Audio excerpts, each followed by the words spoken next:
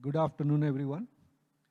So this is an interesting panel discussion, and we have some eminent people from the industry who are with the manufacturing background here. So I'll quickly go around the team and introduce them.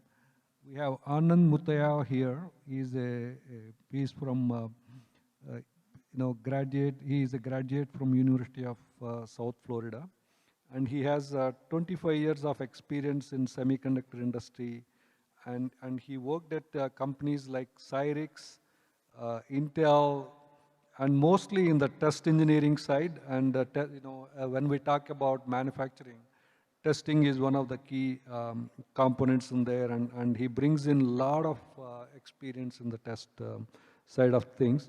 And he is currently working for Tessol Semiconductor as VP of engineering. And then we also have H.C. Zatana. Uh, he is, he retired from Semiconductor Complex Limited. As I said, we keep complaining that India doesn't have fabs. In fact, SCL is the first semiconductor real fab in India, and it is still operational and producing chips. And Mr. Zatana will give a little bit more information and details about it. So he's a former scientist G and group director, and he's a of the design and process group at SCL. It's right now part of Department of Space with Government of India. And he led a team of 78 scientists and recently retired from SCL. And his key achievements during the last 8 years, he indigenously developed an SOI CMOS process at SCL. And he's involved in the development of high voltage process, 20 volts, 40 volts bipolar process. And he taped out over 205 designs. I mean, when I say not taped out, he actually taped out and got them fabricated at SCL. And he brings in real semiconductor manufacturing experience to the panel discussion today. And, welcome to the panel discussion today, sir. And then we have Devesh Dwivedi. He's the India site leader of IP Development and Design Engineering Center at Global Foundries. So we all know that Global Foundries is one of the leading semiconductor fabs in the world. And they have a presence in India. They're doing some R&D as well as IP development here. And Mr. Devesh has 23 plus years of experience in VLSI design, industry, and leading product and IP development. We all know that IP is one of the key components for a foundry business, and he's going to give us some insight into it. And he's actually has a PhD, he's Dr. Devesh. He holds a PhD degree in electronics engineering from IIT BHU Varanasi. And he has 3 decades of strong association with IEEE. He's an IEEE senior member since 2015. He is IEEE CAS Bangalore chapter executive chair since 2020 and 21. And then we also have Suraj Rangarajan. As we know that manufacturing needs, the most advanced equipment. And Suraj Rangarajan works for one of the more leading equipment suppliers, probably the leading equipment suppliers in the world. And he works there as a India country head and CTO. And he started his career in applied materials, Santa Clara in 1997, where he held different positions ranging in the semiconductor industry, ranging from process engineering, technology, program management, and so it's nice to have you all with us today. As you all know that the manufacturing has been getting a lot of attention now, not only in India, in worldwide, and especially the announcement from the central government last year with the $10 billion incentive package, mostly targeted towards manufacturing. There is an increased attention to this segment. And uh, to begin with, I like to have Mr. Jatana to give a little bit background about this policy, what actually it is offering to the industry, and the yeah. Hello, yeah. About the government policy which they have, few initiatives which they have taken. And last year, I think in January 2022, so it has four broad categories of pertaining to semiconductor manufacturing. Most important is it's a overall budget outlay overall is around $10 billion or 76,000 crore to be given in the next 5 years to support at least two mega fabs, CMOS mega fabs at a node maybe 65 or below. Then at least two display fabs. And then another category is of semiconductor fabs. As you know, semiconductor fab, they don't need that kind of capital outlay as a CMOS or a logic or a digital fab needs. So there can be more, even 10 to 20 kind of fabs pertaining to gallium nitride, gallium arsenide, solar. We have a lot of sun, and there are lot of innovative multi-junction solar cells which have a efficiency of more than 40%. But we are not making, even for our satellite use, we are just importing those devices which are used in the satellite solar panels. So that is the second category. Another is the assembly and test, that OTMP or ATMP or OSAT services, because wafers, after wafers, post fab operations, testing of wafers, packaging of wafers, testing of devices, qualification of devices, and all those things. Those are, again, not that capital intensive as a CMOS fab. And then another category is of the design, fabless design. India already has made a good mark in the design, but unfortunately, we don't have our own IP. We are good at making designs if somebody gives a specification. But what we need is, we need ourselves to design the specification, to design the product, to make it. As you know, manufacturing is, today in a CMOS circuit, manufacturing is not like very tough. If you have a design, if you have an idea, you can get it fabricated, done. And then finding the market, finding the right market. So this is what, in a nutshell, and the government is willing to support close to some 100 fabless design houses. I think they should have been done, because they have announced the policy in the last 1 year. And this fabless design houses is the easiest part, and it doesn't require much of outlay. Government should support the design houses in terms of EDA tools, in terms of at least giving 2 to 3 fabrication services outside. Testing, packaging, it includes around, it costs around 30 to 40% of the total cost. So all those things the government needs to give to encourage various design houses. And the idea is, at least in the next 3-4 years, we should have at least 4 or 5 our Indian design companies having a outlay of 5,000 crore or more. Thank you, sir. With that, I'd like to, invite Devesh to, give a little bit introduction about Global Foundries and its operations in India. And is there any plans to help India to achieve its goals in manufacturing? First of all, thanks, Mr. Venkata, and I'd like to extend my thanks to entire VLSI the 2023 team for giving me this opportunity. So let me start with a quick overview about the Global Foundry.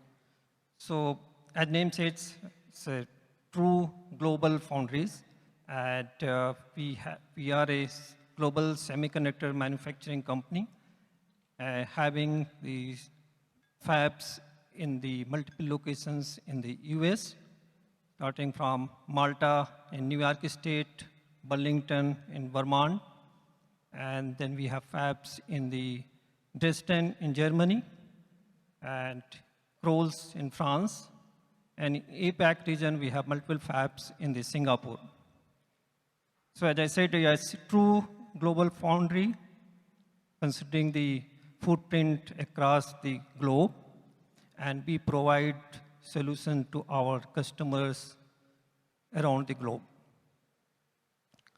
And also, not only in the fabs, we have multiple R&D centers, design and development centers across the globe. And GF India is one of the largest design center.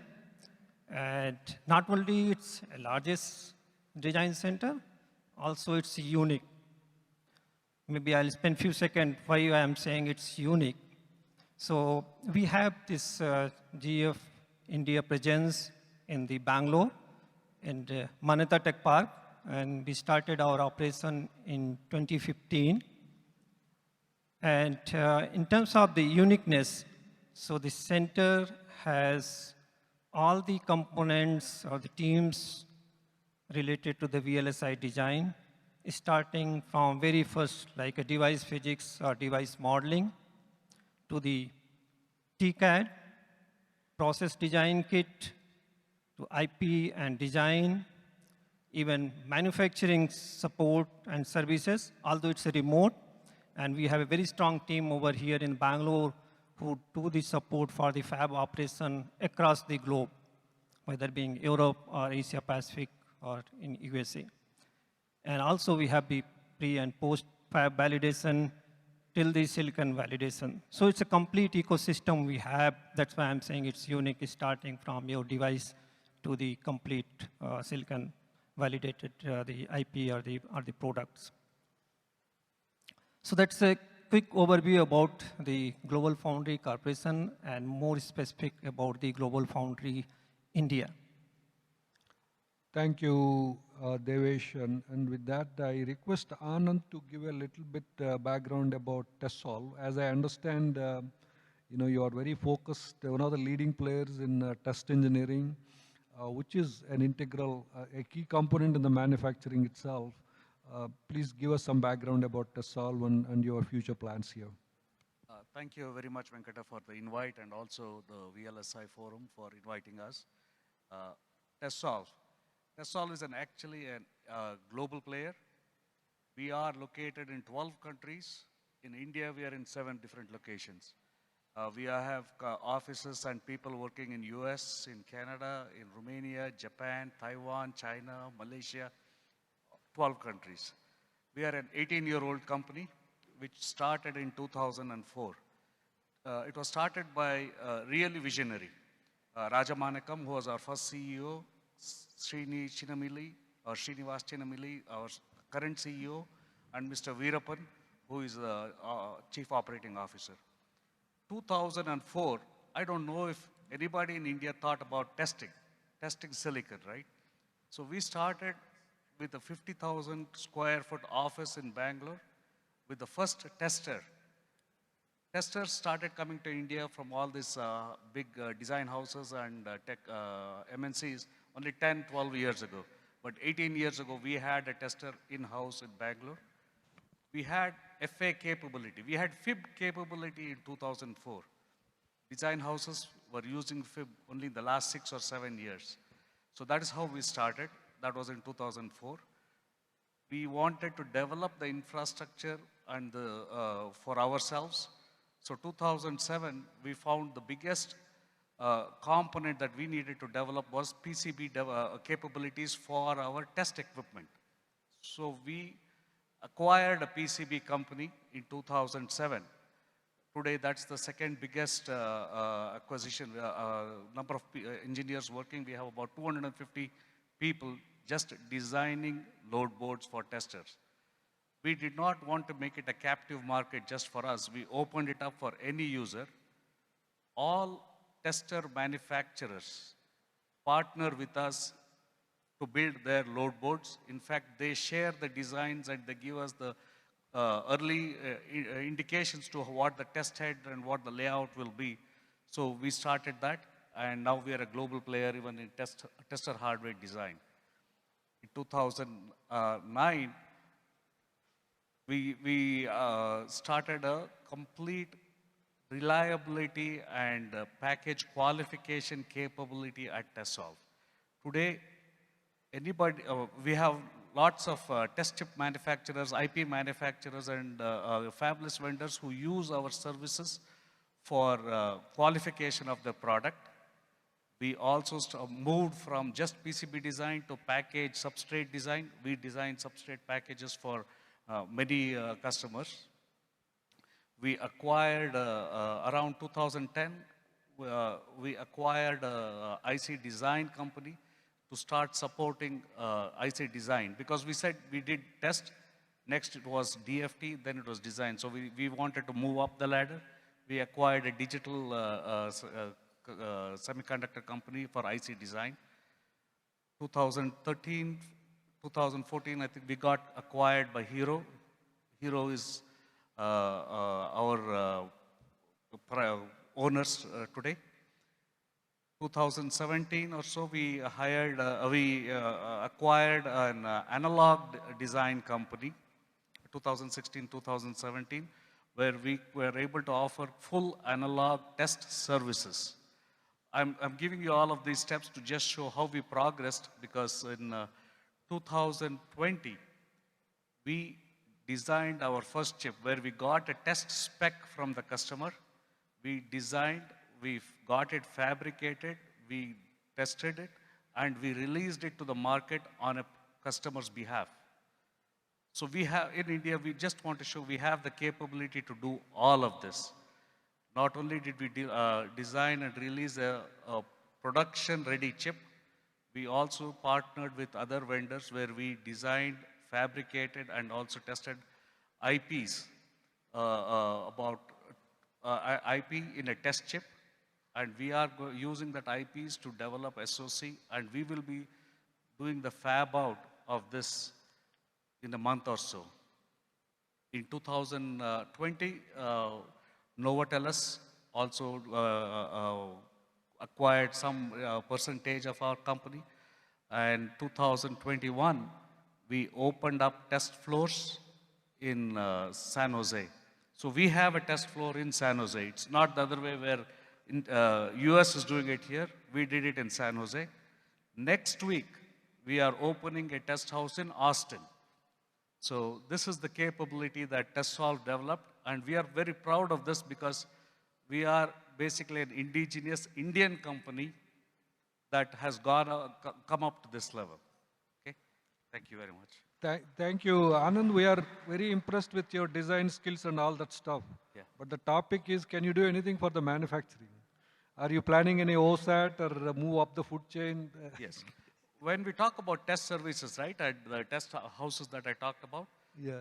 these are all engineering test program development, right? So when you talk about manufacturing, we have to do a final package test program release, and we have to make the volume manufacturing happen. So we have the capability to do that. In fact, TestSolve ran a small manufacturing floor for prototype in Bangalore. We have that capability also. The main goal for us when we started in 2004 was to start a OSAT. In fact, we had land already bought in Perambur, and we wanted to start a OSAT for package testing.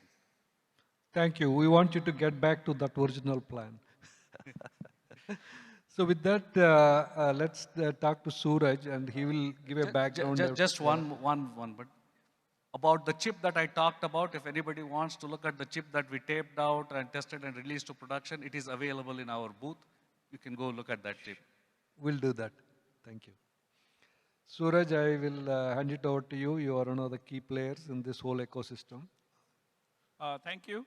Thank you, Venkata, and thanks to the organizers to give us a chance to present to the design community. So the first thing I'm very happy about is we have very strong association with all these players. With ACL, a lot of our equipment is in ACL. Global Foundries, we were one of the big suppliers of equipment. And Tessol, we were one of the early investors. Applied Ventures invested long time ago. So Applied Materials, for those who may not know, is the leading semiconductor and display equipment manufacturer. So just from a very basic perspective, when you make a chip, there are about 1,000 process steps that a chip goes through, and any electronic item, semiconductor item that you have would have gone through one of those steps with an Applied Materials equipment. Our company is 50 years old, Silicon Valley, California based, about 26 billion last year in revenue, but the industry is very R&D intensive. So we invest close to about 11% of our revenue every year in R&D. So this year we'll be investing about $2.8 billion in R&D. So that's one big aspect which will continue. Very IP rich, about 16,000 patents, and also very diverse. So we have close to about 27,000 people in 18 different countries, 90 different locations. From an India perspective, we've been in India now for 20 years. And we have 7,500 people in 6 different locations. Most of our people are in Bangalore and Whitefield, but we also have presence in Mumbai. We have a R&D facility in Mumbai where we do a lot of cutting edge development for the company. We also have a facility in Chennai, one in Delhi, one in Pune, and one in Coimbatore. And we are growing in India mostly based on the capability over here. What we do here is design, equipment design, product design, software design. The IT for the company runs out of here. And we also do a lot of leverage of the local ecosystem in a lot of new areas, especially the new digital areas, algorithms and things like that, where the company is looking at coming out with solutions. Then can we do manufacturing? So one of the reasons I moved to India 15 years ago was when Applied ventured into the solar field, right? So the first turnkey factory for Applied Materials was built in India, in Noida, in Mozambique. So manufacturing definitely can be done, and once we are able to move this forward in terms of any semiconductor manufacturing in India, Applied will be front and center of everything that happens here. Supplier development is something that we are doing right now to prepare for this to happen. Thank you. So you are gearing up for the manufacturing in India? Yes. Wonderful. So let me come back to Jatanaji. So SCL has a special place in my heart. I started my career in 1985 with a 3-month internship in SCL. That's when I wore a bunny suit and went through the whole manufacturing chain there. We know that SCL is like founded in 1985 and was the first fab in India. When people say that there is no fab in India, I countered that. So we'll let Jatanaji give a little bit of history about SCL and see, maybe he has some views on how to make it world-class fab in the near future. Sure. So I will start with the initial remarks from Dr. Venkata, that India has a chip manufacturing facility for the last 35 years. You see, SCL was conceived in late 70s, and first production batch came out in 1983, May 1983. It was a 5-micron CMOS 4-inch wafers. It was a TOT from AMI, American Microsystem Incorporated. AMI was a big company those days. They gave TOT to us and to Austria. So Austrian government, it was also a government company, government PSU, they named us AMS, Austrian Microsystem. So 5 micron, and US also was almost, we were only 1 node behind. And in fact, initial batches were NMOS and G-line, sodium lamp, 4-inch wafers. Maximum operating speed was those days 3 megahertz, 4 megahertz. After TOT, it was planned to develop our own process R&D. And design was over, in those days, full custom or gate arrays. The standard cell library concepts came quite later, 10, 15 years. Software was not that powerful. We used to do the layout and put it on a paper and see those metal lines are not touching each other. There were no software kind of thing in those days. But agreed, designs were also not that complex. So 2416 was a wall chip, 9495 pulse dialer. So those were the chips which we were making. We did our own 5 micron to 3 micron, 3 micron to 2.7 micron. Then in 1988, there was a big fire. Everything got burnt. The fab got burnt. We were giving some telecom chips to defense, DRDO. It was a 7-set chips. Defense told, we want those chips. You do whatever you want. So we hired AMS, Austria, because it was the same technology. Now that defense people say, you cannot give up a design to a foreign company because the Ministry of Defense will never allow. So you have to manufacture yourself there. So we were a team of 4 or 5 engineers used to be stationed there, AMS Austria, and running those batches. So I also went there and spent some time there at Austria. And while we were also developing our own lower nodes, after that 2.7 micron, 2 micron, 1.2 micron, 0.8 micron. Double poly processes, E square, PROM, 10 volt, 12 volt, these all processes were developed.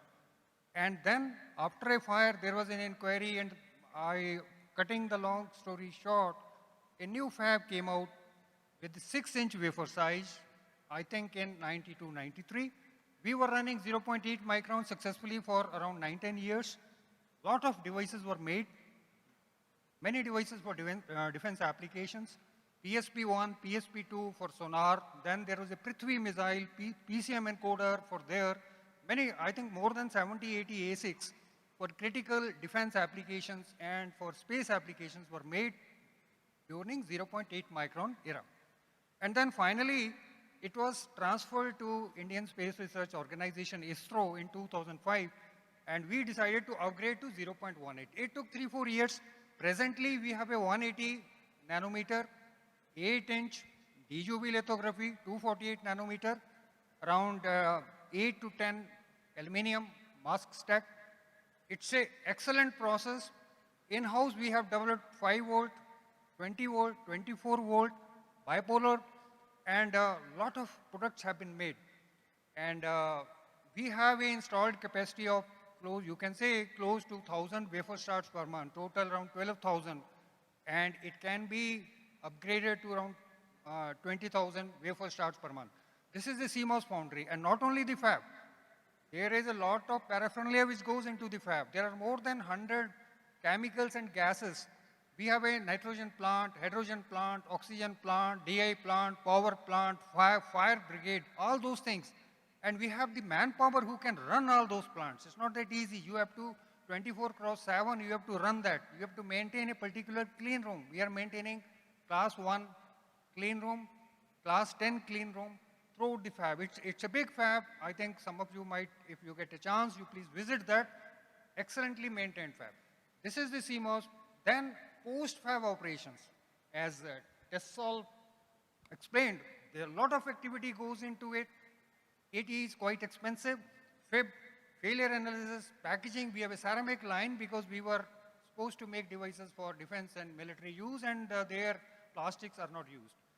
SCL also has a gallium nitride G4 reactor. It's a MOCVD, and then G3 reactor, which is a gallium arsenide reactor. We don't have we are working on to develop a GaN and a gallium arsenide processes. We are working on that, basically the photodetectors on gallium arsenide, and gallium nitride basically for RF applications. You see, initially, as you rightly told, we have a chip manufacturing. Only thing is, it is at a very limited scale. Ecosystem also exists at a limited scale. Only thing is, we have to optimally use that. So at least we have to demonstrate that we can fabricate 1,000 wafers. We can upgrade that plant to 2,000 wafers. So at least we have to show that we can fabricate 2,000 wafer at a reasonable yield, which is 90 to 95% is expected in that geometries. 180, and that plant can be upgraded to 90 nanometer with a very costing with a budgetary support of around 1,000 crore or so, and you can get 2,000 wafer starts per month easily at a 90 nanometer node. Only thing is design. We should have the market, we should have the product, we should have the buyer, we should have the user, and for that people are asking for a lot of reliability data and things like that, which I like in shortage of time I will skip those things. And Thank you, sir. Thank you. See, I just want the whole audience know here, SCL is a hidden jewel in India. And you have done phenomenal things there, what you accomplished with whatever limited resources you have. And we hope to see SCL as a world-class foundry in the near future. Thank you. With that, I will come back to the real topic of the today. We want manufacturing to happen in India. See, there is no second guessing on that. And the central government has put $100 billion on the table. They are willing to fund up to 50% of the capital expenditure. And some of the state governments are coming forward, including Telangana government. They're saying, we're going to give you additional money, probably 10, 20%, whatever it is. With all that stuff, we still haven't seen a leading foundry in the world coming and announcing that we're going to set up a fab here. But there are a few announcements. But one of the challenges I see here is, let's say somebody wants to set up a 28 nanometer fab. Even though let's say we get all the money lined up, we still need the process technology. So where do we get it? Shall we go ahead and invest in R&D, or shall we go and partner with peoples? This is an open discussion here. I like to one of you raise your hands and start talking about it, and we will share our opinions on this. Maybe first we will go with Anant. Yeah. See, from what I see in the industry, right, it is not just one technology you buy and then you have this running all the time. There is a very big example. National Semiconductor bought Cyrix Technologies thinking they can use their main fab to keep building x86 processors. They were very wrong, because if you want to change the speed of the frequency, your fab process has to change. And process changes are not something like you just tweak a button, it happens. There's a lot of R&D that goes behind it. When you have R&D, we are not talking only about your fab R&D.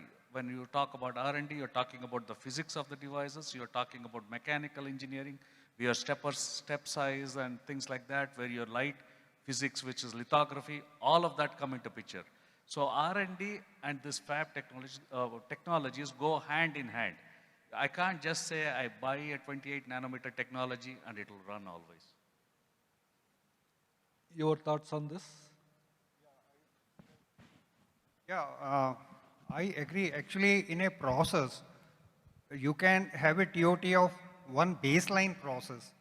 There are a lot of flavors, or whatever you can say, a lot of process options.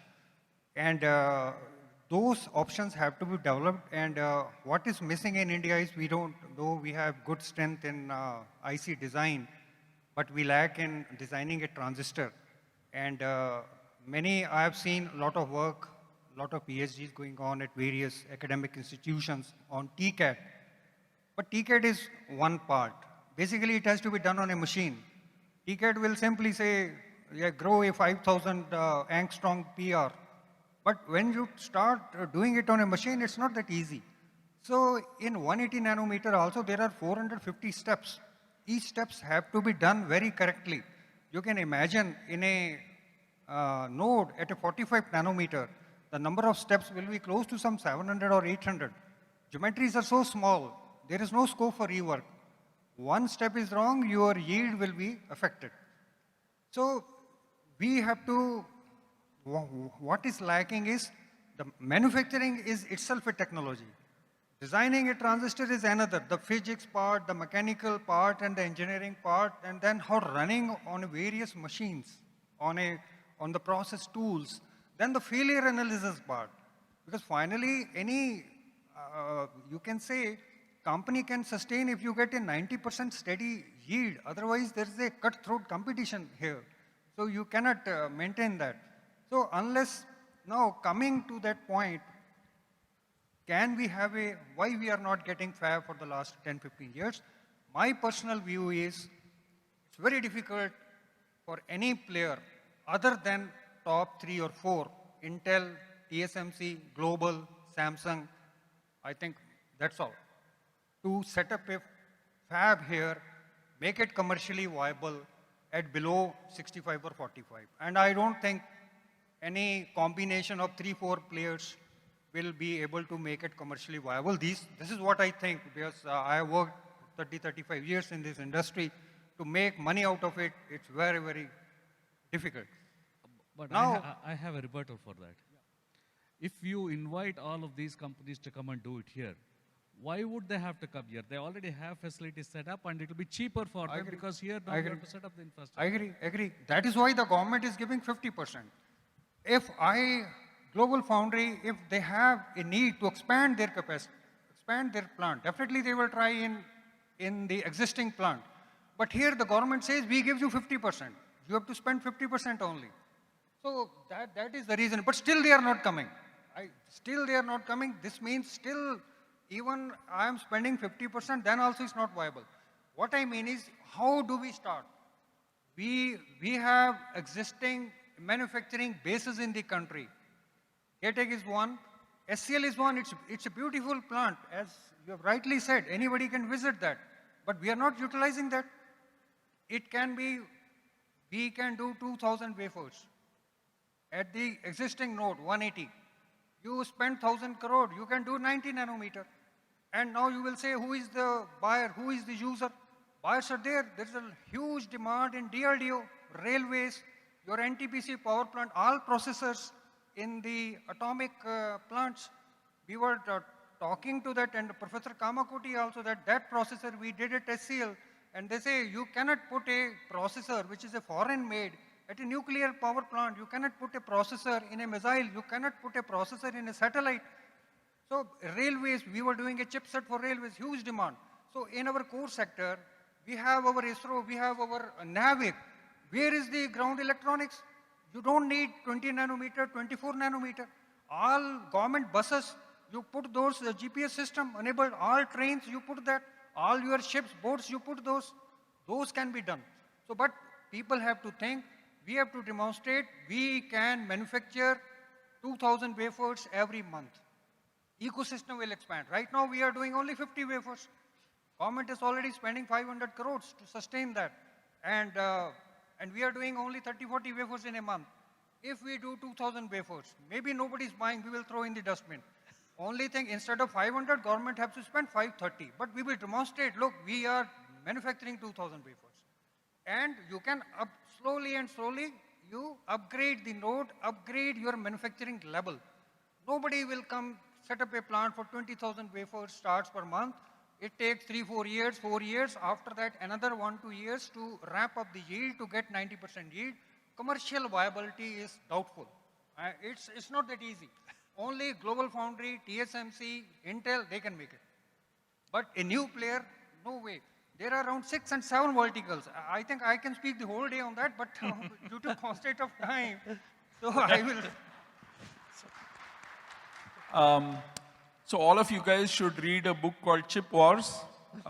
It captures a lot of the history of semiconductors. All countries have gone through this. No country had a 28 nanometer fab come and sit and get them started, right? Everyone has to start at the ground floor.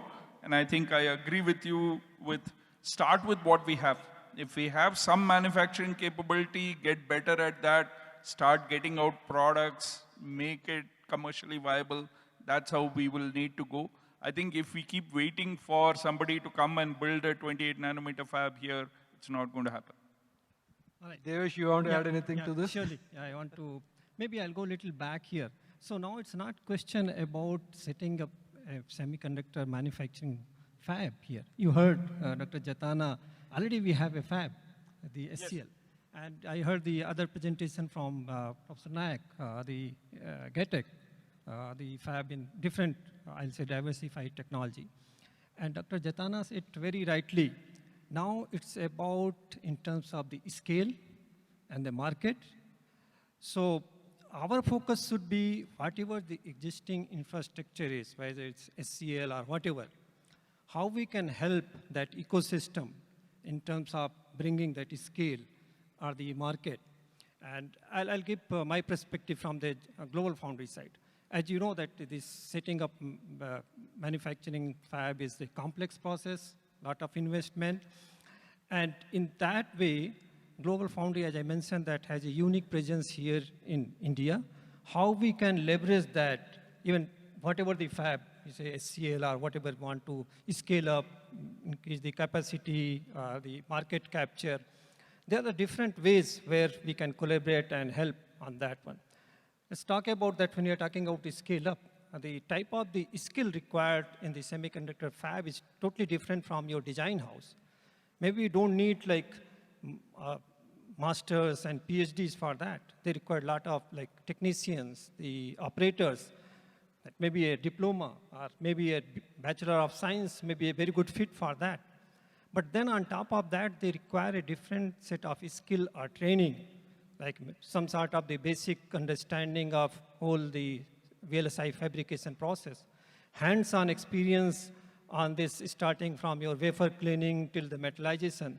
Do you have infrastructure? Do we have ecosystem for that? Suppose tomorrow we need a couple of months or year down the line, 1,000, 5,000, these such technicians. Do we have ecosystem for that? I don't think so. Maybe like we discuss about like other presentation from GATEC. They have really nice infrastructure. Can we scale that up, open up for that such type of training and such type of the hands-on exposure?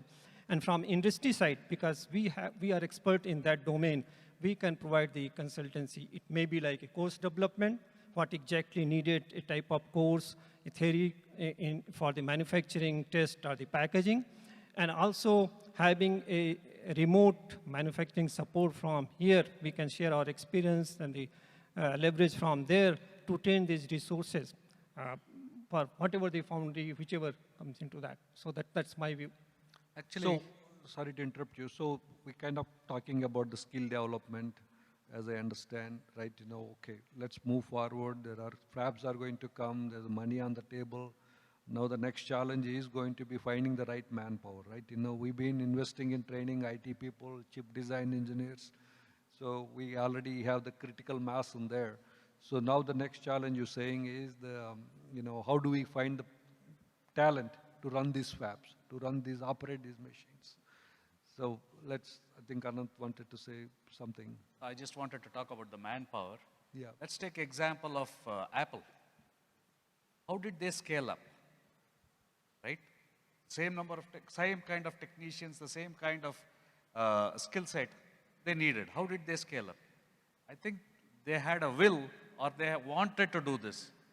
For all the other companies that we talked about, what is in it for them? Right? If it is an India market only that they want to capture, they are already captured it. There's nothing that they get out of coming here and developing the fab. I think mostly the nationalization where every nation wants to keep it secret to itself is hurting us. Skill set capabilities, I think we can develop. Let me give you an example. If you go back 20 years ago, 25 years ago, when one of the first IT companies or the chip companies, an analog company which set up in Bangalore, they wanted technicians to do characterization of their IPs. We didn't have, at that time there was no skill set available because none of our schools were catering for it. But TESOL was able to develop within 3 months 150 engineers, technicians who could go help do the characterization work. So that capability I think we have in India. So that's good. So we have extreme, okay, go ahead, sorry. Yeah, the capability is there, but we need to build the ecosystem where this capability comes out, right? Exactly. If Yeah, a the pump Apple goes example, down, right? and you need the person to come from Singapore to fix that, your equipment is down for a week. So that ecosystem we need to build. How do you make sure that your supplier or OEMs can help with stuff and do that locally in the same time zone, right? We need to make sure that. Just want to make a small point. If you buy any machine, if you do a comprehensive maintenance, it will cost something around 10 to 15%. When we started at SCL, the first level of maintenance, we got our engineers trained because these VLSI fab tools, they're highly sophisticated. There is minimum 3 months, 4 months training of an engineer, and he only can handle and operate. It's not that anybody can go and touch that machine. It's not allowed. So first level of maintenance has to be done in-house, and after that, you can call visit-wise. So you can overall, you can make it a cost-wise, you can make it minimize. Another, what I find is, it's a clean room. Clean room, it's a protocol. One has to follow. And discipline is very, very important. If you sneeze or something, SCL was a government sector, there is a shift, and you go at 9, then there is a tea time, 10:30, people came out, then again go, there is a lunch time, again go. So 1.5 hours, we find the yield is drastically falling. So this is what we told. This is not possible. Clean room, they are throwaway garments. They cannot be reused. And moreover, more entry and coming, the particle count inside, you cannot maintain that. So we told a person, once he goes inside, he has to stay 5 hours there. No tea, no washroom. After that, he can go home. And we make a special provision for that. So you see, for the last 6 months, I am working in a hospital. I am attached with a surgeon and a heart surgeon. I have seen those surgeons, they stand, open heart surgery takes 10 to 12 hours, and a surgeon is standing there 8 to 10 hours. Nothing of that sort. And they are 50 plus age people. So we need discipline, clean room discipline. Fab at a lower node, it's very, very particle count to maintain defect density. It will kill your dice, it will kill the reliability. So all those things are not there. Why those Singapore, Chinese, they are successful in that one, not even US.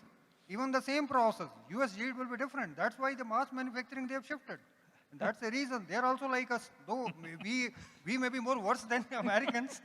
But Jatanaji, wonderful message. The message is clear. We do have the talent force. I don't think the talent is the issue. Talent is there. We can make the fabs manufacturing happen, but the discipline is needed to do. It's not like tea breaks and WhatsApps and go in the fab and start using WhatsApp is not going to work. So I think in the best interest of the time, Jatanaji needs to catch a flight soon. And we all do agree that we want to bring up manufacturing in India, right? It has to happen sooner or later.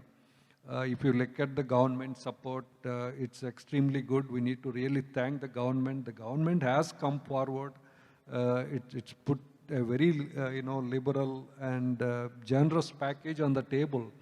And as an industry, we have to step up and make things happen. And whether it's fabs or OSATs or if not the cutting edge fabs, whether we talk to Tushar gave an excellent presentation. A GaN fab has a huge requirement opportunity in India. A gallium arsenide fab has a it can not only serve the strategic reasons in India, worldwide also. So with that, I want each of you to give a quick summary to the whole audience here and the whole industry. What can we do to make things happen in India today? Sure, maybe I'll start with that. So you heard about that, the stage, and also I'm really also very excited to hear about the recent announcement from the central government, state government, and all the agencies. They're very positive way they are pushing forward in this direction. And you know that maybe 20, 25 years back when we started on the design, software, services side, that was the start. And today we have the state of art in terms of the world class, name any domain or area. And I'm very positive that same will happen in the second, other half, like the manufacturing, testing on that side.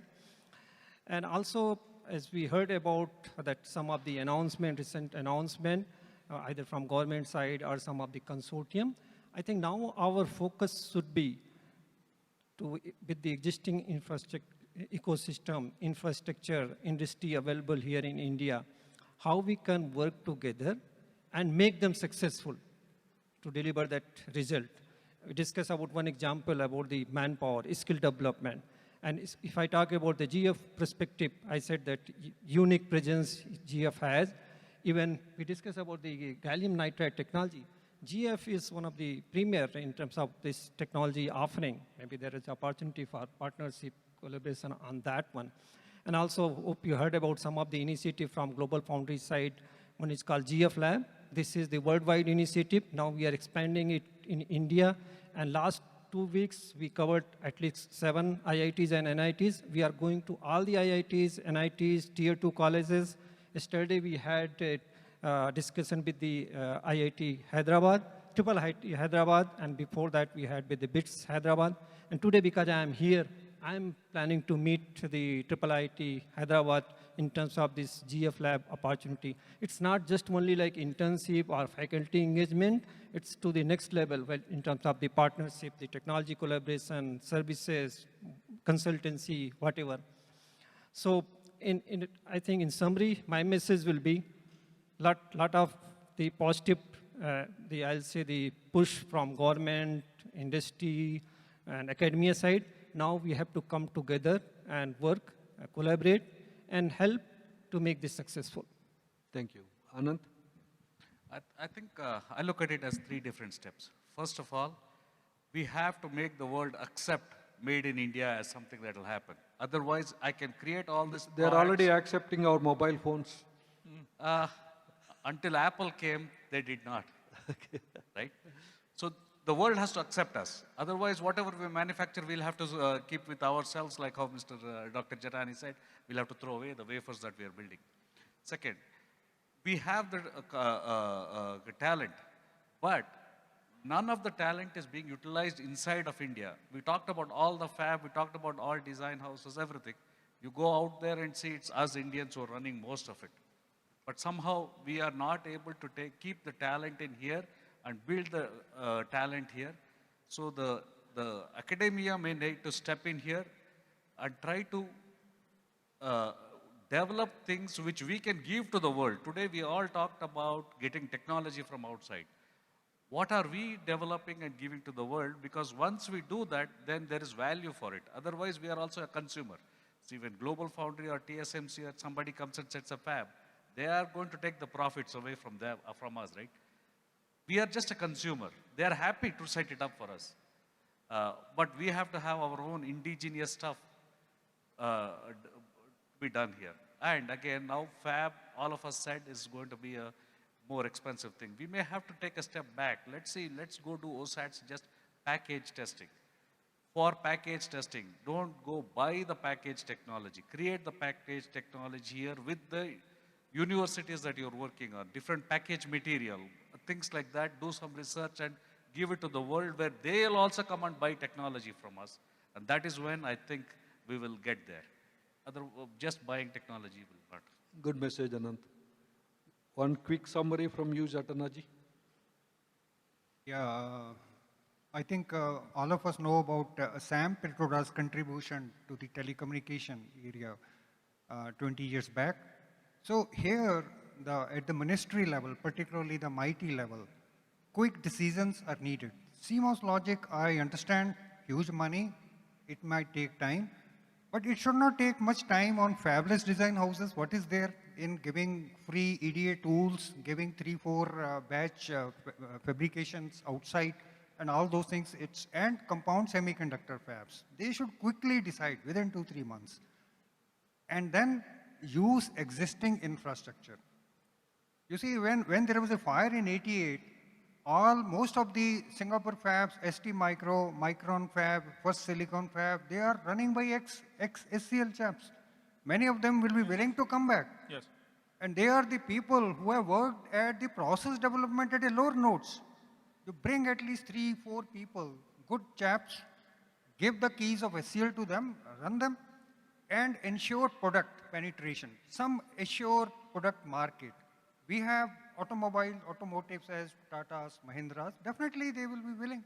So it is possible, but government has to policy decisions, making policies, they have to implement that at ground level, which is not happening. Making good announcements will not work. Use the existing thing first. Thank you, sir. Sure. I agree with all the things that people have said. One thing that I would add to all of this is pick areas where there is India demand. Display, right? Television, we are the 3rd or 4th biggest consumer of TV. Everything is important. It's easy to make that local with some small steps. Communications, where there is a lot of inflection happening. How do we make localization of manufacturing a part of that? Auto, there is again inflection happening over there. How can electronic semiconductor be part of our plan to that? So that way, we should have some pull, because I agree that if we build it and you don't have application, you don't have a buyer, this will not be sustainable. Thank you, and let me do a quick summary. We are at the end of this thing, and I think the message is clear. The government has come forward. They put a very liberal, generous package on the table. The industry has to step up. The 3 nanometer, 5 nanometer fabs can wait. There are other things we can do. Compound semiconductor fabs can happen. OSATs can happen. And at the same time, we also need to focus on fabless startups ecosystem. The government also has a DLI scheme, extremely innovative scheme, extremely thought out scheme, very well thought out scheme. And we should also start having product companies designing chips. Initially, they can be to TSMC, but they can slowly transition to either SCL Foundry or some other foundry that comes up in India. With that, please give a big round of applause to all the panel members here. It's been a great discussion. Timing is right for India. This decade has to be for India. Thank you all. And with that, I invite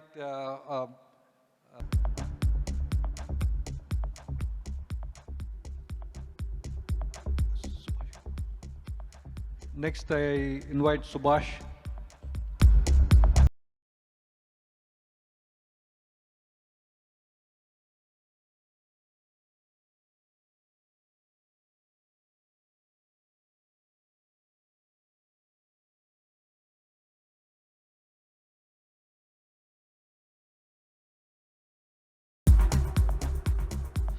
Srini, can you come next?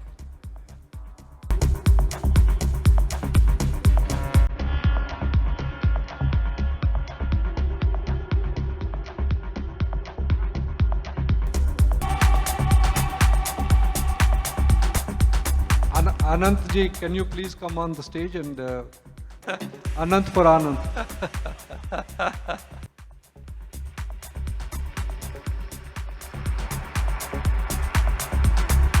With that,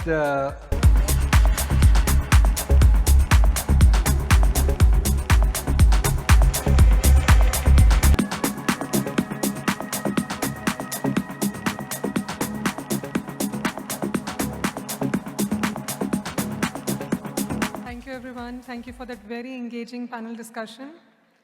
With that, we conclude the morning sessions. The track presentations will begin at 2:30 p.m. There will be 4 sessions running in parallel. Please review the agenda and proceed to the corresponding venue for the sessions. Lunch has been served. Thank you. Test and reliability. My first request is for everybody to please move up to the front of the auditorium. It's unlikely that we'll need all these chairs at the back. And I'm sure the speaker would appreciate having the audience close to him or her. So please come on up. And this specially applies